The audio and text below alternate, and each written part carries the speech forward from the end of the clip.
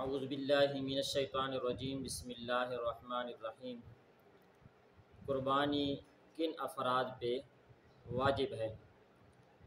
جو آدمی صاحب نصاب ہے، صاحب نصاب سے مراد یہ ہے کہ جس کے پاس 7.5 تولے سونا یا 52.5 تولے چاندی ہے، یا ان دونوں میں سے کسی ایک کی مقدار اس کے پاس مال ہے، روپے پیسے ہیں یا ضروریات اصلیہ، رہنے کا مکان، سواری اور کپڑے وغیرہ، فرنیچر، جتنے گھریلو چیزیں ہیں جو استعمال میں، اس کے علاوہ جتنی چیزیں ہیں، اگر ان کی قیمت 52.5 تولے چاندی بنتی ہے یا 7.5 تولے سونا بنتی ہے، اتنی مالیت اس کے پاس ہے اور قربانی کے دن آ گئے ہیں، تو اس پہ قربانی کرنا واجب ہے کہ وہ قربانی کے دنوں میں قربانی کرے۔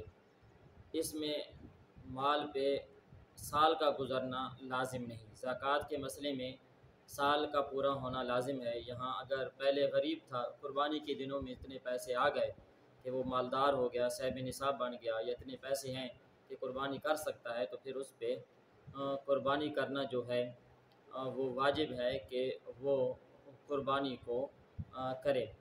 مسلمان پہ ہے، غیر مسلم پہ قربانی نہیں۔